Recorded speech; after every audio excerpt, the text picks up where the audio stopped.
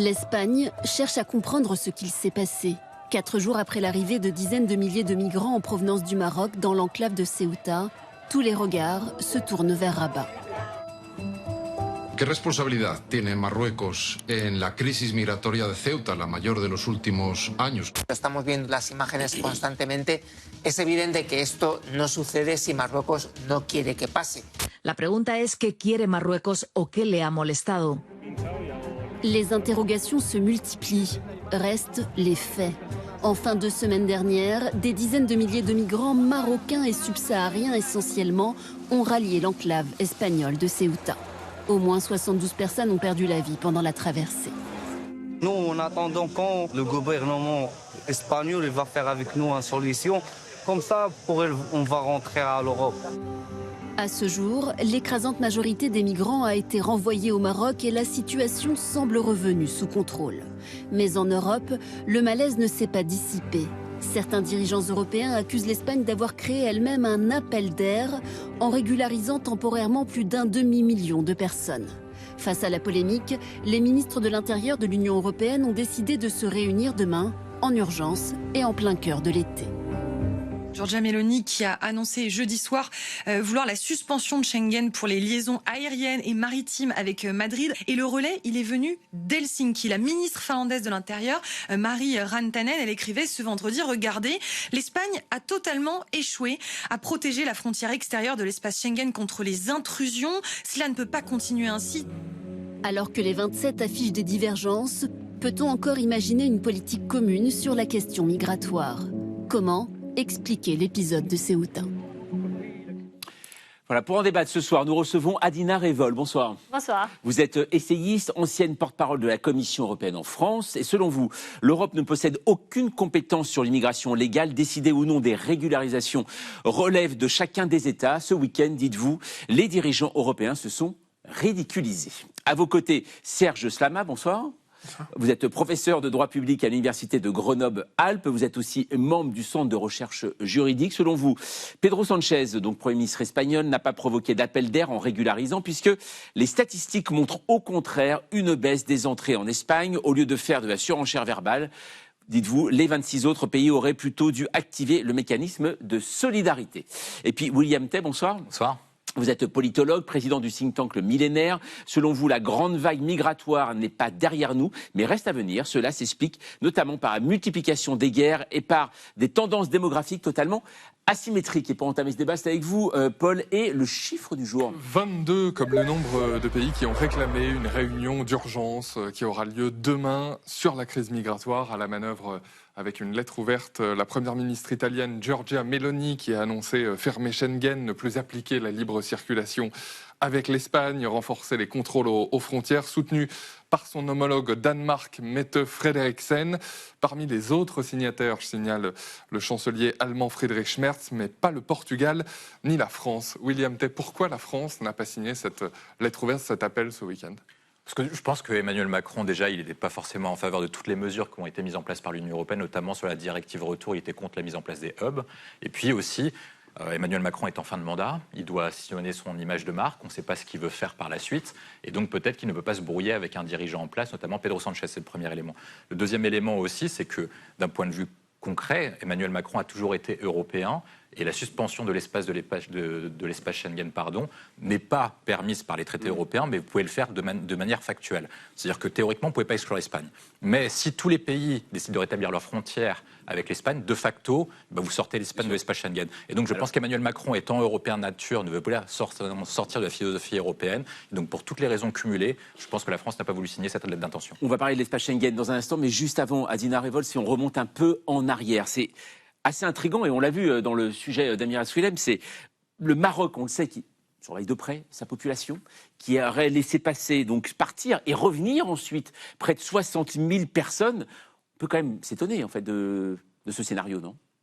En tout cas, je crois qu'une enquête indépendante, peut-être au niveau européen, en coopération avec le Maroc, doit être diligentée au plus vite. Et on parlait de la réunion des ministres de l'Intérieur. C'est demain, oui. C'est demain. Moi, je trouve que c'est bien trop tard. Cette réunion, c'est une réunion qui arrive après la crise. Donc, au mieux, on peut décider d'enquêter sur les raisons de la crise. Sous le timing également, quel rôle ont joué les réseaux sociaux, par exemple, l'amplification, peut-être par des acteurs hybrides, des acteurs tiers, comme la Russie. Donc, les autorités ukrainiennes ont déjà mis en avant le rôle joué par Russia Today et par Pravda Espagne. Ce sont des mécanismes déjà utilisés par la Russie en Bélarussie, donc c'est quelque chose qu'on connaît. Et puis cette réunion, en fait, elle aurait dû avoir lieu vendredi. La présidence irlandaise du Conseil des ministres, elle aurait dû la convoquer en urgence, au lieu d'assister à ce étalage de divergences européennes qui a fait beaucoup de mal à l'image de l'Europe.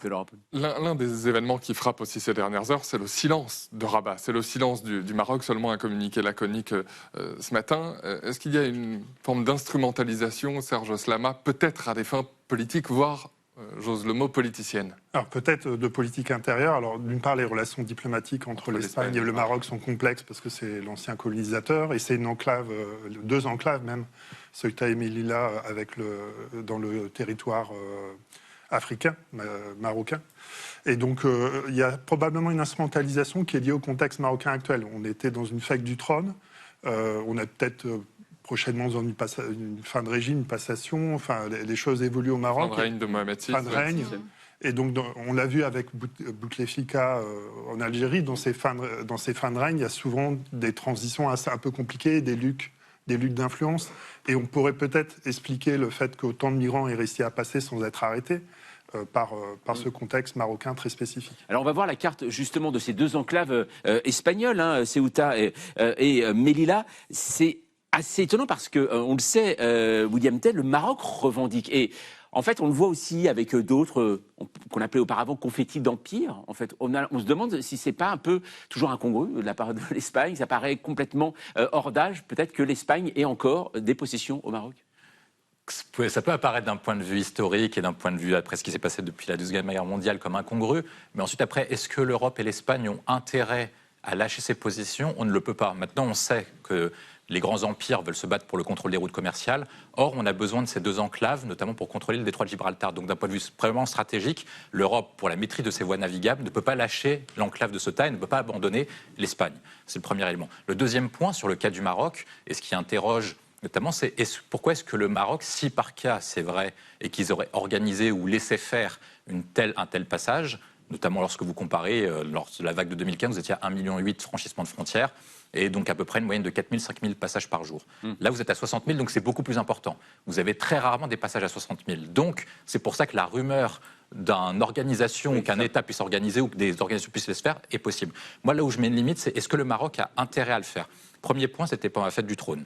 Deuxième point, est-ce que si le Maroc organise ça, Pedro Sanchez ou l'Espagne lâcherait Ceuta? Peu probable. Je pense que la raison est plutôt sur une question de politique intérieure, notamment le roi, ça a été évoqué, est en fin de règne, et que pour laisser vivre la société, il a plutôt laissé faire plutôt que d'organiser quelque chose. Ça apparaît comme la chose la plus probable. Rien à voir selon vous, selon une visite de Pedro Sanchez à Alger Je pense qu'il y a un faisceau d'indices qui font que le Maroc, les États-Unis et Israël peuvent vouloir que Pedro Sanchez aille mal, ça c'est possible. Ensuite, après, de là à organiser quelque chose, on n'a pas assez d'éléments pour que ce soit le cas. C'est plutôt probable que le Maroc ait laissé faire plutôt qu'ils aient organisé quelque chose. Alors, William T. évoquait le nom de Pedro Sanchez, c'est donc le Premier ministre espagnol qui est véritablement, depuis la semaine dernière, dans l'œil du cyclone, accusé notamment par Javier Milei, aujourd'hui le président argentin, de se servir de l'arrivée de migrants pour les naturaliser, puis récupérer leur voix.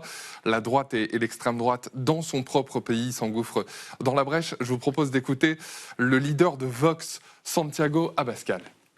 Sánchez es el que ha demostrado que lo único que ha hecho en todo este tiempo es destruir la Unión Europea. Va a provocar el cierre de la frontera Schengen porque ha sido uno de los principales promotores de la inmigración ilegal, con el regalo de la nacionalidad española y con la promoción de la invasión porque quiere regularizar a todo el que ha entrado aquí ilegalmente. Por lo tanto, yo entiendo que Italia y otros países digan que quieren cerrar las fronteras. Adina Revol, est-ce que l'Espagne est responsable de ce qui lui est arrivé? Est-ce qu'on peut vraiment dire ça? Est-ce qu'elle aurait créé un appel d'air avec cette opération de régularisation menée par le Premier ministre? Vous savez, ce que je trouve assez extraordinaire, c'est qu'avec avec cette crise, Giorgia Meloni, elle s'est adressée à son électorat national, parce qu'il ne faut pas oublier... La présidente du Conseil italien.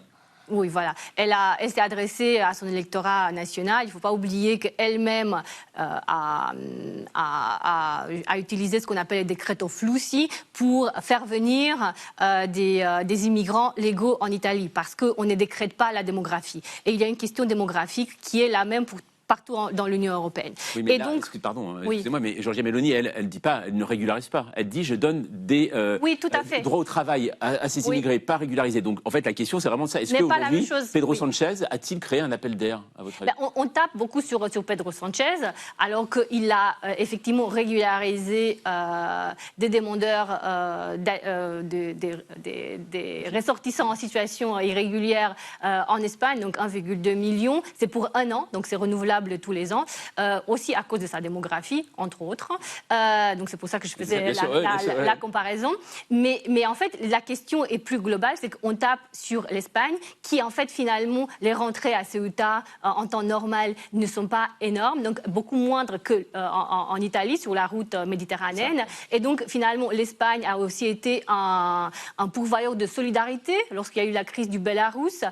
Et donc maintenant, on tape sur Sanchez tout le temps. Et donc c'est ça qui est terrible dans cette crise, c'est qu'en fait, on a une crise migratoire qui a été finalement gérée par l'Espagne et en même temps, on a une crise institutionnelle européenne. Et c'est ça qui est important parce que finalement, l'Europe se déchire alors qu'elle a réussi à construire un cadre migratoire et asile et retour qui est plus fort que ce qu'on avait avant. Et donc, en fait, finalement, tout ce qu'on a construit, finalement, montre que... on manque toujours de solidarité. Quand vous parlez de la crise biélorusse, c'était juste avant la guerre en Ukraine. En effet, le président Loukachenko avait poussé, justement, en effet, aussi des migrants à aller vers l'Europe auprès de la frontière, en effet, biélorusse. Serge Lamache, vous voyez réagir par rapport à ce qui Oui, en fait, sur l'appel d'air? Comme tous les leaders d'extrême droite, c'est un mensonge. Alors déjà, ils parlent d'accès à la citoyenneté espagnole, donc c'est pas du tout ce qui a été fait. Il y a eu 1 million de demandes pour obtenir un titre de séjour, pour être régularisé, comme on dit en France. Ça concernerait à peu près 500 000 personnes. Et l'effet d'appel d'air, déjà, ça n'existe pas. Ça n'a jamais été prouvé par aucun travail scientifique qu'il existe un appel d'air. Mais là, vous montrerez les statistiques, j'imagine. C'est l'inverse. C'est-à-dire le nombre de passages vers l'Espagne a diminué ces 2 dernières années. Donc s'il y avait un effet d'appel d'air, on l'aurait vu statistiquement. Ça n'a rien à voir avec ce qui s'est passé à Ceuta, où là, très clairement, il y a eu un emballement par les réseaux sociaux. Il y a une décision du tribunal suprême espagnol. Il y a un écho de tout ça. Peut-être qu'il y a une intervention... On ne sait pas de qui, on parle des Russes, peut-être des Américains, enfin des réseaux sociaux. Et ça aboutit à ce que ces jeunes Marocains pensaient pouvoir accéder au territoire européen. Très rapidement, oui. Moi, sur la question de l'appel d'air, je ne suis pas d'accord avec ce qui a été dit, parce que quand vous regardez, lorsque les politiques prennent des décisions, et les gens sont plutôt intelligents maintenant dans un monde connecté, les gens réagissent en fonction des décisions qui ont été prises. Nous, souvent, on cite cet exemple. Lorsque Donald Trump a été élu président des États-Unis, donc en novembre 2016, le lendemain, il n'était pas président des États-Unis, parce qu'aux États-Unis, vous êtes élu en novembre pour être en fonction en janvier, et les demandes de visa où les demandes d'entrée sur le territoire américain ont baissé en fonction des pays entre 47 et 65%. Donc c'est-à-dire que les gens ont intégré, avant même qu'ils soient élus, avant même qu'ils mettent une seule place de politique publique, la menace qui change la législation et qui fait qu'ils puissent sortir des gens, changer cette menace. Et quand vous regardez également la décision prise par Angela Merkel, la décision d'Angela Merkel a fait que les flux migratoires ont été beaucoup plus importants, que ce soit en entrée légale ou en entrée illégale, à partir de 2015. On parle de l'Europe et en première ligne l'Espagne. Et avec vous, Julien, on va voir que samedi, les autorités espagnoles ont-elles commencé à installer une barrière flottante au large de Ceuta? Oui, la marine et la garde civile espagnole déployées pour installer ce dispositif, qu'il faut le rappeler, pour nos téléspectateurs, n'a strictement rien à voir avec les bouées qui délimitent les zones de baignade près de nos plages. Là, il s'agit vraiment d'une barrière flottante longue de 500 mètres, normalement infranchissable, car haute de 70 cm au-dessus de la mer, et elle s'enfonce jusqu'à 1 mètre de profondeur. Elle est censée empêcher les migrants de nager jusqu'à la digue de Tarajal, ce fameux point de passage entre l'Espagne et le Maroc. Pedro Sanchez, le chef du gouvernement espagnol, l'a qualifié, je cite, de barrière de confinement. Alors, ce n'est pas la première fois que ce type de dispositif est mis en place dans le monde. En 2023, aux États-Unis, face à l'afflux migratoire, alors que Joe Biden, est président, le gouverneur du Texas, qui est élu républicain, a ordonné l'installation de grosses bouées oranges, une barrière flottante longue de 300 mètres sur le fleuve Rio Grande, qui sépare les États-Unis du Mexique. Mexique. Pour le gouverneur, l'objectif était, selon lui, de compenser l'inaction des autorités fédérales. Et en 2020 également, la Grèce a manifesté son intention d'installer une barrière flottante au large de l'île de Lesbos. Mais le projet a été abandonné face à la pression des ONG qui ont pointé du doigt les risques de noyade pour les migrants. En effet, aux États-Unis, 2 corps sans vie ont été repêchés, accrochés à ces bouées. Adina Revol, qu'est-ce que vous pensez de ce type de dispositif? Est-ce que ça peut être un moyen de dissuasion pour éviter ces flux migratoires? En fait, je pense qu'il faut parler de la politique globale de l'Union européenne et ça me ramène à la question d'avant sur... en fait, on a aujourd'hui... On a un cadre européen et après, on a aussi des décisions nationales. Et il se trouve que l'Europe n'a pas la compétence sur toutes les parties de la politique d'asile et d'immigration. Et très concrètement, lorsqu'il s'agit de régulariser des citoyens en situation irrégulière, en fait, ça reste des décisions nationales. Et donc, il y a un différend aujourd'hui en Europe et c'est ça qui en partie explique la crise d'aujourd'hui entre Meloni et Sanchez. Et c'est tant qu'on n'a pas un débat au niveau européen, mais coordonné, et où on se met d'accord sur est-ce qu'on veut régulariser, est-ce qu'on a des critères communs, on n'arrivera jamais à avoir quelque chose d'efficace au niveau européen. Alors, et peu importe les instruments, justement, les barrières, ça reste juste quelque chose qui sera critiqué. On peut avoir beaucoup d'autres types de barrières qui ont été mises en place ailleurs dans l'Union européenne. Et finalement, ce n'est pas ça qui produit des résultats. C'est se mettre d'accord au niveau politique. Serge Tamaï, forcément, il y a un mot qui revient à chaque fois. On en a parlé au début, c'est Schengen. Schengen, à chaque fois, donc, qui a été imaginé, créé en 1995. On a l'impression que tout le monde l'aime. Et puis, dès qu'il y a un problème, en fait, tout le monde le déteste, ce mécanisme. On va juste regarder une carte, regarder les membres de l'espace Schengen. Alors en plus, vous avez des membres de l'Union européenne qui sont dans l'espace Schengen. Vous avez des pays qui ne sont pas dans l'Union européenne, mais qui sont dans l'espace Schengen. Par exemple, on le sait, comme l'Islande, la Suisse, la Norvège, voire même le Liechtenstein, figurez-vous, et oui. En effet, donc on le voit, en effet, ce mécanisme, Serge Tamaï, on a l'impression que on a du mal à le comprendre, déjà, que les Européens ne saisissent pas trop parce que, en fait, ça consiste en quoi? C'est-à-dire qu'une fois qu'on est dans cet espace, on peut complètement circuler librement? C'est beaucoup plus complexe que ça. Je reviens juste sur sur les bouées. C'est lié à des décisions des cours suprêmes. D'accord. Pour les États-Unis, c'est la Cour suprême américaine qui a dit qu'il faut toucher le territoire américain pour faire une demande d'asile. Et sur les bouées qu'on vient de voir, c'est aussi la décision du tribunal suprême espagnol qui a expliqué qu'il n'y avait pas de forçage de frontières puisqu'il n'y avait pas d'obstacle en mer. Juste sur Schengen. Sur Schengen, en fait, c'est très simple. L'idée des accords de Schengen, c'est un espace de liberté de circulation des marchandises et des personnes. Et normalement, on n'est pas censé avoir de contrôle dans tout cet espace, mais les contrôles se font à l'extérieur. Et un pacte européen sur la migration asile a été adopté en 2024 et rentre en vigueur au mois de juin 2026 pour renforcer ces contrôles aux frontières extérieures, pour faire du filtrage. À Ceuta, normalement, il y a dû y avoir un filtrage des ressortissants de pays tiers qui sont rentrés. Justement, concernant Ceuta et Melilla, qui sont des enclaves espagnoles proches des côtes marocaines, pour qu'on comprenne bien, est-ce que ces enclaves font partie de l'espace Schengen? Alors, ils font partie de Schengen, mais avec des dérogations, puisque au moment où l'Espagne a adhéré à l'Union européenne et à l'espace Schengen, il y a un accord spécifique qui a été fait sur Ceuta et Melilla. Et donc, en fait, les migrants qui arrivent à Ceuta et Melilla n'ont pas de droit d'accès au territoire, au continent espagnol. Il n'y a pas de liberté de circulation. Il y en a pour nous, avec un passeport européen, sans difficulté. Mais en revanche, pour ces migrants, il y a, comme je viens d'expliquer, un filtre qui est fait sur ce territoire, une possibilité de refoulement à partir de ces territoires. On voit bien qu'il y a une bataille juridique qui se joue là ces dernières heures, depuis ce week-end, a fortiori depuis ces événements. Est-ce qu'il est possible d'exclure l'Espagne de l'espace Schengen, ou alors ce ne sont que des déclarations à l'emporte-pièce? Ça n'a aucun sens. Schengen, c'est un règlement européen, c'est une loi. D'accord. Là, vous êtes en train de me dire, la Gironde, ça va mal, on va exclure la Gironde de certaines lois françaises. Ça n'a pas de sens. Dans ce cas-là, on essaye d'être solidaire avec la Gironde. Je crois que c'est la meilleure solution. Là, c'est la même chose. Il y a un pacte qui prévoit que les Espagnols doivent filtrer à l'entrée. S'il y a des demandeurs d'asile, des mineurs, ils doivent examiner leurs demandes. S'il y a des ressortissants de pays tiers en séjour irrégulier, ils peuvent les refouler.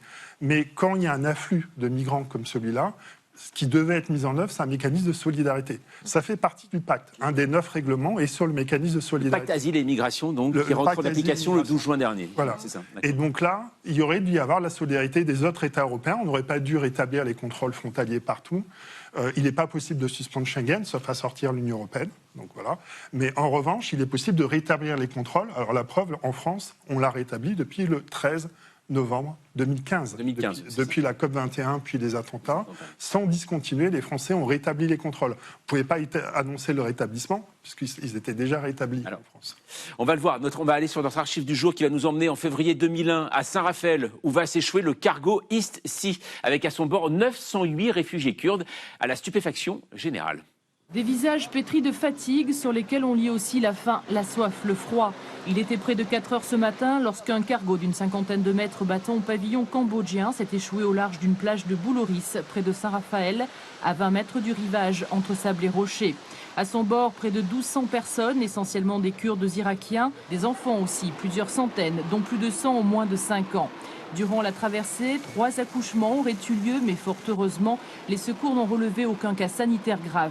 L'échouage sur la côte de Bouloris ce matin ressemble beaucoup à un acte volontaire. Les hommes valides serraient les enfants dans leurs bras, dans leurs yeux, toute l'incompréhension et la détresse du monde. William Tay, on est 25 ans après ces images. Est-ce que ce phénomène-là pourrait se reproduire de nos jours sur les côtes françaises ?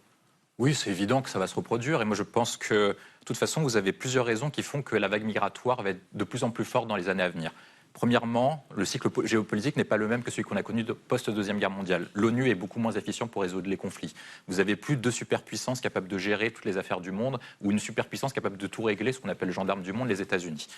Maintenant, vous avez des empires qui ont des vocations régionales et qui utilisent les moyens militaires pour avoir leurs envies. C'est le cas de la Russie, c'est le cas de certains pays du Moyen-Orient, c'est le cas de l'Inde et c'est le cas de la Chine. Donc ces pays-là vont provoquer des guerres de manière inévitable. Et donc, lorsque vous avez des guerres, lorsque vous avez des conflits, inévitablement, vous avez des mouvements de population.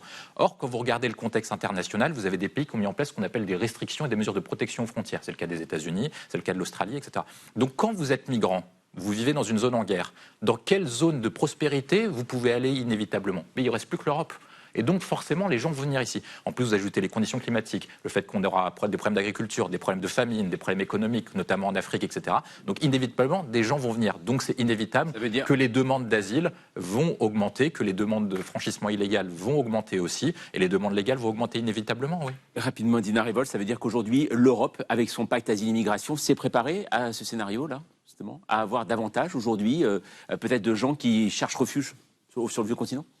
La politique migratoire et d'asile européenne est plus grande que le pacte asile-migration. Il y a également un règlement sur le retour, parce que c'est une grande question aujourd'hui d'exécuter effectivement le retour pour des immigrants illégaux, parce que c'est ça aussi qui nourrit les populistes en Europe. Donc ça, c'est un sujet très important. Et puis après, il y a les accords économiques également, parce qu'on parle beaucoup de la rapidité avec laquelle le Maroc a repris les migrants. Parce qu'il y a un accord de coopération très important au niveau économique entre l'Europe et le Maroc. Donc le Maroc avait beaucoup à perdre en fait. Très bien, écoutez, merci beaucoup en tout cas à vous trois d'être venus débattre ce soir de ce sujet sur le plateau de 28 minutes.